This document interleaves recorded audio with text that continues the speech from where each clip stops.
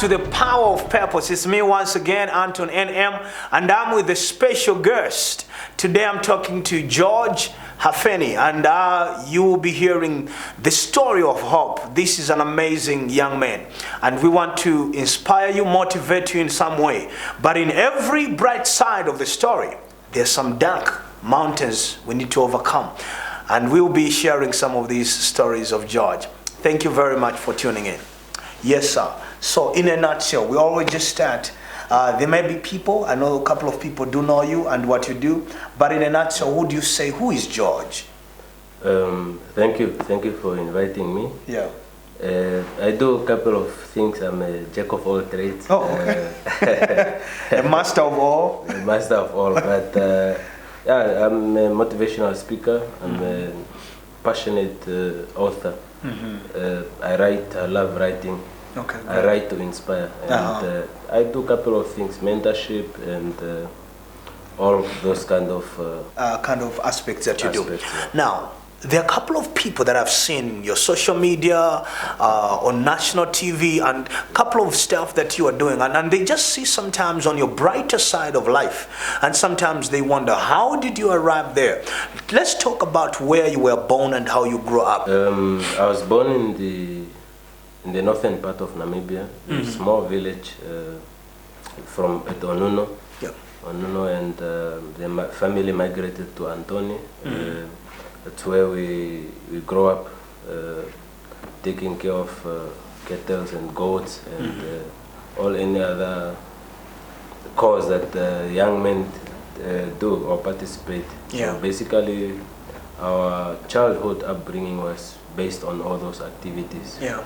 Yeah, taking care of cattle and all that. Mr. George, earlier behind the scenes you were talking about, after your mother giving birth to you, 3 months baby, your mother decided to leave for a work and leaves you with your grandmother. How was it like? It was a quite exciting one. I wouldn't complain. I was young then, so as long as milk was provided, there was a meal for that day. There was nothing much to complain. She's a good, quite grandmother. She taught me morals, respect, and all the other aspects. It's a young man, so life was very interesting from that age as a young man. But growing up from age 7, 8 there, that's when things started heating up. Yeah, so The psychology, they say that there is always a bond when a child is very young, from a tender age, especially through the interaction with the mother, the interaction with the father.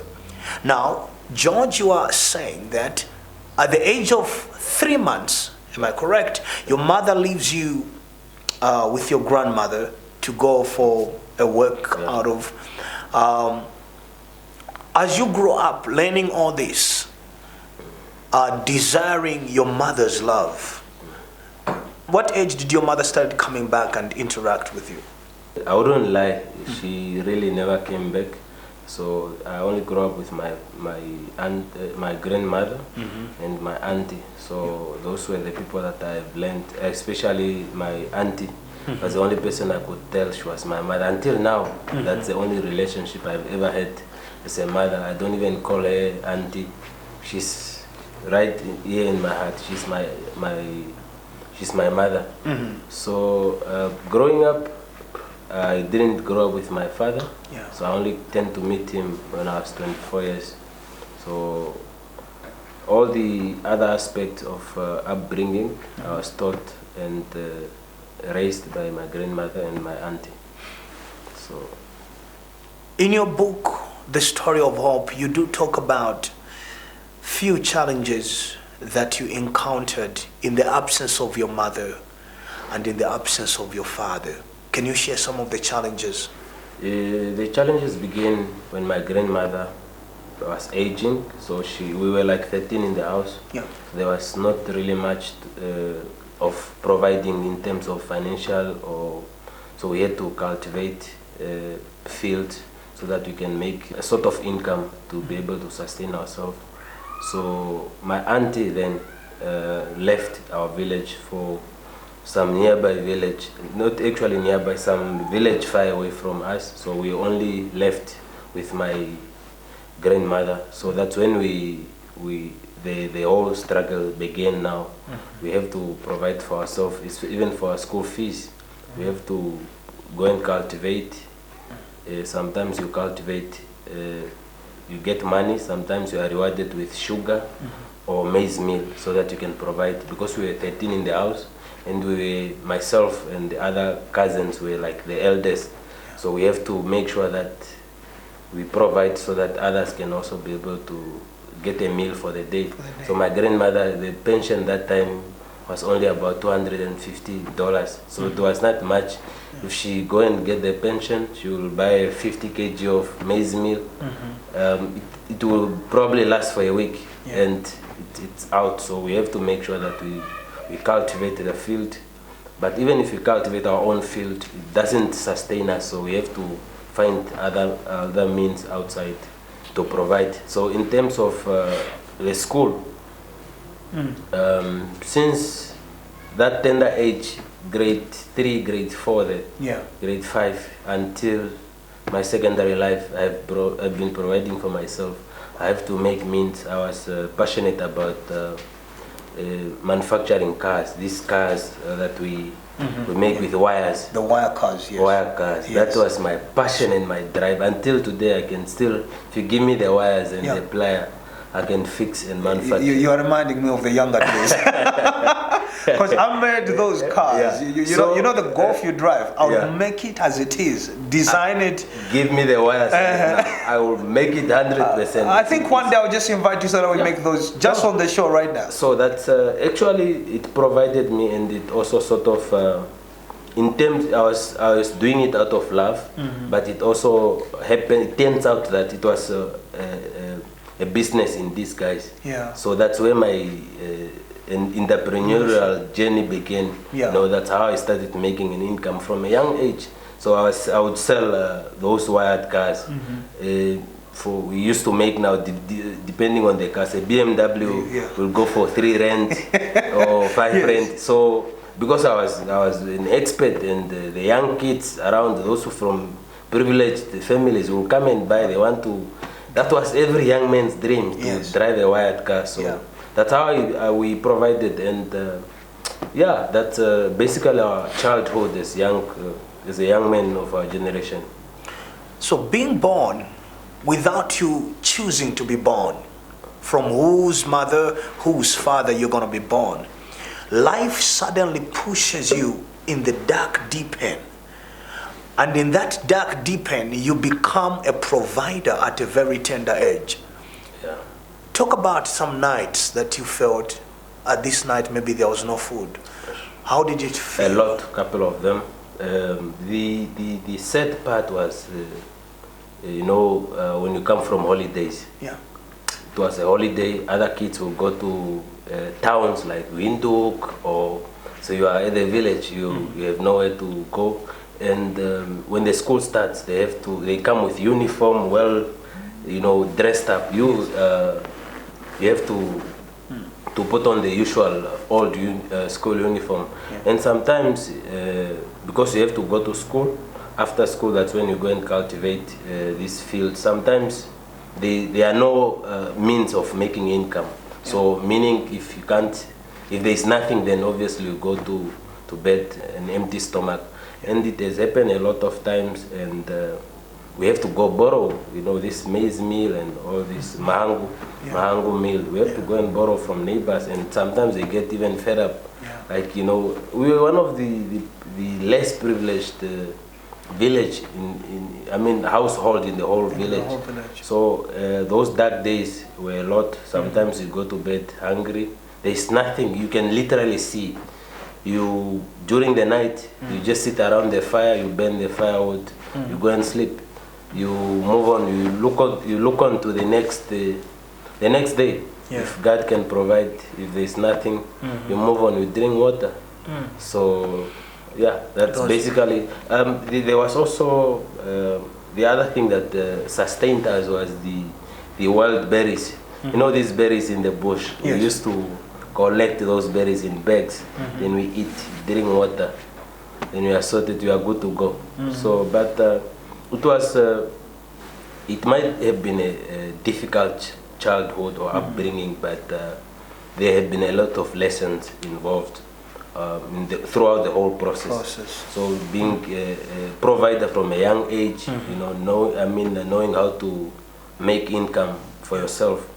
It was not just a thing of you do it that way. It has been ongoing throughout the whole process, and until today, I've never asked any. You know, you are learned, you are taught from that. You know, from those lessons, they are ingrained in you. You didn't have certain privileges as a young person that gives other young people in grade 10, in grade 12 a certain confidence. Maybe you went to school at some point without shoes. Or your clothes, your clothes were not your uniform, you know. How was it going to school? You look at other people who are coming from well-off village, and you know, if your mother and your father was there, maybe the story could have been different. That is quite a disappointing one, really. That whole situation, being in that situation, it kind of comes down to the confidence of the person when you grow as a person. You know, having not having these kind of things, sort of like bring your confidence down. You go to school with a torn trouser, you know, the back, people can see your buttocks, so you don't have shoes, you have to put, remember during, when it's very hot, we use boxes. You just cut a box, nicely you put ropes around so that you can walk in on the sand, because it's very, very hot when you come back from school. This happens a lot of times, but it's those kind of events that bring someone's really confidence down. Your mother never came. Your father, you come to meet your father at the age of 24. You have suffered so much, you have endured so much, but you keep on pushing. Tell me, how did you feel as a young person without your father? It was a very difficult one. I was very much angry about my father's absence in my life. I began to question, you know, from the young age, maybe when I was 13, 14, 15, I'm asking, where's my father? I remember we visited my mother because my mother was in Karasberg. Me and my auntie drove to Karasberg. We visited my mother, holiday time. And I popped the question, where's my father? Because my mother is here, where's my father? Why is it that they never looked for me? They just looked at themselves in the eyes and they went mute. They couldn't provide the answers. But then I asked my grandmother back at the village, where's my father? He told me, no, your father is still alive. So we don't know why he never looked. You know, as a young person, they never really tell you in details what really happens. So you have to dig deep and find out yourself. So growing up, it was really hard. I didn't have my father. He could have been there to provide for all these kind of things. Even just toiletries to go to, I had to, there comes a moment when I went to secondary school in grade 8. When I left the village, I only had 5 Namibian dollars. My grandmother only gave me 5 Namibian dollars. I remember I had a bag, 10 kg of mahango, and I have to put some traditional spinach there and so forth. So I proceeded. So only 5 Namibian dollars to secondary school, and I didn't have the means, not even transport, I don't have anything. Were there a specific moment which you said, if my father was here? Just tell me one specific moment where you felt, you broke down and say, if my father was here, things could have been different. Yeah, there was a specific moment.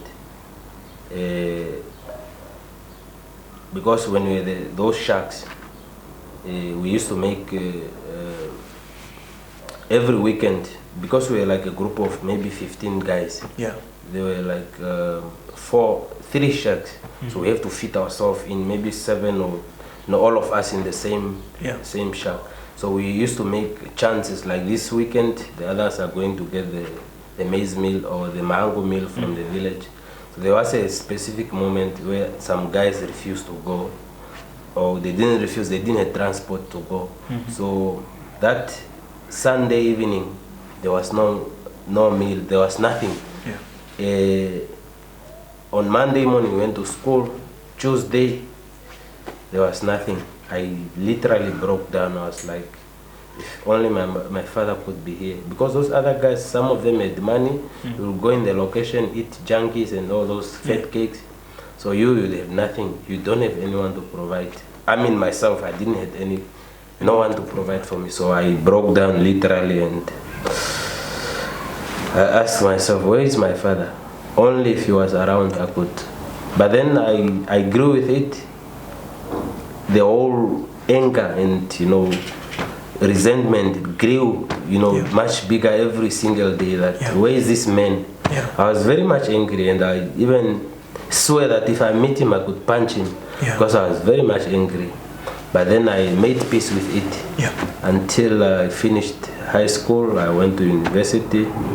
I graduated. I looked for him. Afterwards, I made peace that year. So at what point did you make a decision, as you say it in your book, did you make a decision to meet your father? I was growing older, and there comes that point that you have to make things clear in your life. You can't carry the same baggage or garbage, the whole past. You have to set it aside. It was a very critical year in my life that I have to make critical decisions to forgive. So the first thing was forgiveness that year. I needed to forgive everyone. So, and for me to forgive my father was to make a decision. I made the decision to meet him and see him in person. We spoke, and I decided to forgive him, that whatever happened is in the past. This is the present, now we can move on. So I made that call. I met him in the north. We sat around lunch. We met. When I met him, he was also disappointed. He was not disappointed, but was guilty. He had this guilty conscience that is eating him up for not being present in most of his kids' life. Because I've learned that we are 34 from my father. So that's from your father. You're 34. We're 34. So you can scattered all over. We are scattered all over. There are even some of guys that have been married old enough. So we are 34 in total. So I've made peace that maybe that's how life turned out to be. That's how it is. So I made peace with him. I forgave him. We spoke. And we parted ways. When you met your father, there were issues that were burning in your heart that you wanted to sort out with your father. What are some of these issues? Some of the issues, because I was angry, I was resenting him. I despised him. I had to call him all sort of names, being an irresponsible man and all those things. So for me to make peace, I have to meet him and ask him, what is it really the issue? Why didn't you never look for me? What was the main purpose or the main reason behind? So we spoke for almost 2 hours. You have to explain. He told me a lot of issues. But what I picked up is that since we are a lot, it's one of those fathers that are never present in their kids, because he was probably at status. He was one of those richest guys and stuff. So he was caught up with a lot of pressure. But I can't blame him now. Whatever happened, if it happened, I've made peace. I forgive him. Did you find healing and some closure between your father and your mother? Yeah, I did. Okay. I made peace. I've cleared things even before my mother passed on, because she passed on in 2006. She came back home. We spoke. I asked her what was the issue. Why was she never present? They have to explain. They will tell you all these sort of things. We're working and all those things. But I've made peace with the past, and I'm a free man. I'm happy to say that I'm a free man. I've found peace. Because forgiveness it's a very critical component in any person's life. Because literally when you forgive, you're only not forgiving the person, but you're literally forgiving yourself. Yeah. Because if you hold things against people in your heart, you're literally hating yourself, because those other people don't even know if you are hurt, if you don't explain it or say it. But I'm quite happy. So I've made a vow that I'm gonna be there for my boy. Yeah. I'm gonna be present. I'm not going to be an ATM father. Yeah. Who just send money but is never present. I need to make sure that my son is provided for. He goes to the best school. He learns the basic. He is not going to get everything. He will get what he needs, the basic needs, not the wants. So basically, yeah, I'm gonna be there. You're gonna be and there. I'm actually there. I'm living with him since nine months. We're still together. He's turning 6 now. So Yeah. I'm grooming him to be a man. Talk about the other lesson you have learned from your father in terms of respecting women, maybe indirectly, and being the protector, being the provider, being the comforter. Maybe indirectly, what your father didn't do, maybe for your mom. Yeah, I've learned something about my father, that he was a caring man. Okay. A very gentleman, especially with all the women that was involved with. That's why women loved him, because he was very caring. He never laid a hand on a woman. He was never abusive.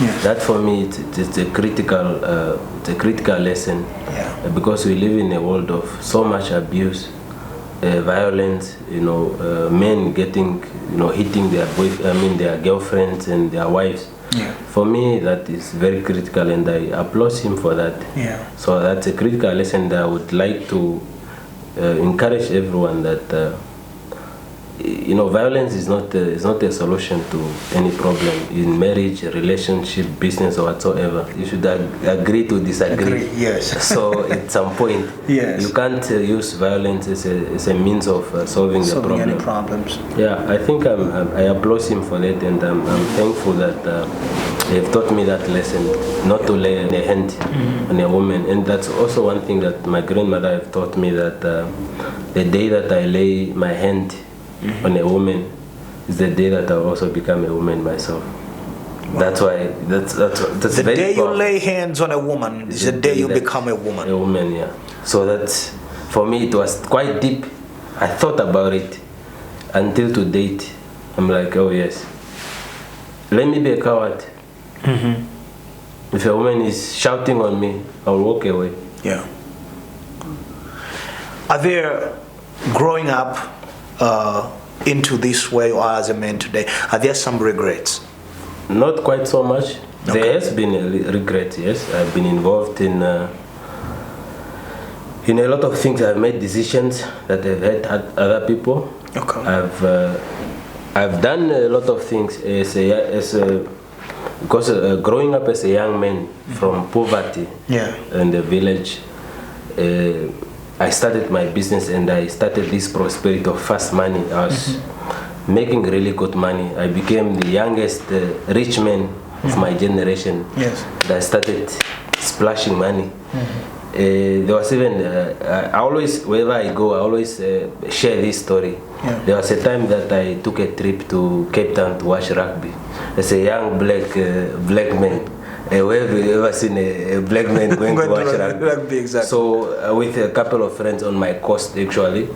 So these are some of the lessons that, some of the regrets that I have, because I've spent money recklessly that I could have used on issues that might be of helpful to the next people. Yeah. But they said life is about lessons. Yes. You do one mistake now, you learn from it and you move on. So those are some of the couple of regrets that I have, but I'm not really regretting, because I've made peace with them, and I came back to realize that they were wrong. Yes. And I rectified them. I'm right on track now. Fast forward, he's an author, motivational speaker, inspirational speaker, and he's a businessman, entrepreneur. He does amazing things. Coming to this level of success, there are other young men out there who are locked up in excuses, who are locked up in the father not being there, the mother not being there, and they seem not to be breaking out of the shell, what would you say? I think they need hope. Okay. They should learn that it can be done. It's not the end of the world. Throughout my journey, I had a lot of ups and downs. Mm-hmm. Since the day I left the village with $5 Namibian, I went to secondary school. I never had anything, but I kept hoping for better. Mm-hmm. Hope was my key to success. I had hope that tomorrow it's gonna be a better day. That's why I decided to write this book. Mm-hmm. And I even titled The Story of Hope, because I had hope that tomorrow it's gonna be a better day. I went to secondary school. I went to Tumeb. Mm-hmm. I was homeless in Tumeb. I slept at the service station, and I was accommodated by some strangers. I came to Windhoek, the same story when I came to secondary. I was living in a family house. I was homeless. I was sleeping at the service station there at Stop and Shop in Okurangawa. Yes. For about 2 weeks. Mm-hmm. These are some of the issues that I really went through that have broken me down. But for me to bounce back, I had hope. Mm-hmm. I was hopeful that tomorrow I'm gonna see the light again, and things are gonna be better. Mm-hmm. And it worked for me. So to any young man out there growing up without a father, without a mother, resorting to crimes, temptations are gonna be there. Mm-hmm. I was tempted throughout my journey. Yeah. I was offered a couple of rewards. I was even offered to go and rob a bank in South Africa. Yeah. With some couple of friends. I wrote it in the book. Yes, I remember reading it. A lot of temptations are gonna be there, but I think the most important thing that one should remember is the dedication and the purpose. Yes. I was privileged to have met good people in my life. One of the women that have played a very critical role in my life was Mehilma Cornelius. She was there for me, and she made sure that I was moving in the right direction. And the other thing that pushed me out of these troubles was the fact that I loved school. So, because for me, that's why until today, if you remember about, I think last week there was a young lady that came who was looking for help. She couldn't graduate, she was caught up with all these issues. Mm-hmm. Because it's school related and I know what it does, the power of education does, I'm able to help her sort out all the financial difficulties. Mm-hmm. The fact that I loved school, I was passionate, I was driven, it have helped me, because when I need, I look for help. People are willing to help you when you want to go to education, but if you come to me, Chief, give me 5 friends, man, I need to go and smoke. Hell no, I'm not going to give you my money for smoking or drugs or anything, because that is destructive. Yes. So the fact that I had hope, and I found that I loved reading as well. That is one of the key elements that have helped me. I read a book, it was recommended me by my mentor, The Power of Positive Thinking by Dr. Norman. Yes. So that book literally changed my life. I've started thinking positively since then until today. And everything that I go through, even throughout difficult moments, I was able to think positively that let me leave the bad part. The good is yet to come. Yeah. So those are some of the lessons that I've learned throughout life.